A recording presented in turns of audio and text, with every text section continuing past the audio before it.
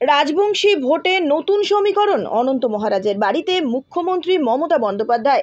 Target 2026 বিধানসভা নির্বাচন। কোচবিহারের 9টি আসন ফিরে পাওয়ার লড়াইয়ে সবথেকে বড় ভূমিকা গ্রহণ করতে চলেছে রাজবংশী ভোট ব্যাংক, এমনটাই মনে করছে রাজনৈতিক মহল। তার জন্যই কি আজ মদন মোহন বাড়ির পুজো ছেড়ে সোজা কোচবিহারের রাজবংশী মুখ অনন্ত মহারাজের বাড়িতে গেলেন রাজ্যের মুখ্যমন্ত্রী মমতা বন্দ্যোপাধ্যায়। বলা বাহুল্য, 2024 লোকসভা নির্বাচনে কোচবিহার আসন জয়লাভের ক্ষেত্রে বিশেষ ভূমিকা গ্রহণ করেছিলেন রাজবংশী ভোট ব্যাংক, যার অন্যতম মূল কাণ্ডারি ছিলেন অনন্ত মহারাজ বলে মনে করা হয়।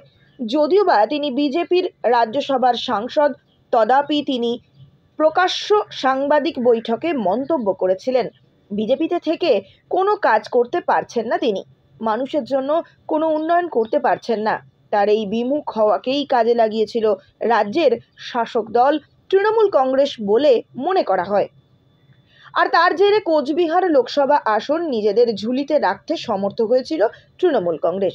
এই দিন কোচবিহারের বিজেপির লোকসভা সংগঠন তথা অনন্ত মহারাজ ওরফে নগেন রায়ের সাথে সাক্ষাৎ করতে যান রাজ্যের মুখ্যমন্ত্রী মমতা বন্দ্যোপাধ্যায়। তাকে রাজবংশী হলুদ গামছা পরিয়ে হাত জোর করে স্বাগত জানান অনন্ত মহারাজ। এরপরেই এক গোপন বৈঠক শুরু হয় তাদের মধ্যে। তবে এখনো পর্যন্ত বৈঠকে কী সিদ্ধান্ত হলো বা কী আলোচনা হলো তা পরিষ্কার করেননি রাজ্যের মুখ্যমন্ত্রী।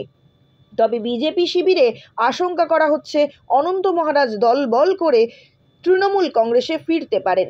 সেক্ষেত্রে বিধানসভা 2026 সম্পূর্ণ তৃণমূলের দখলে থাকবে কোচবিহারের 9টি বিধানসভা কেন্দ্র বলেই দাবি করছে রাজনৈতিক মহল।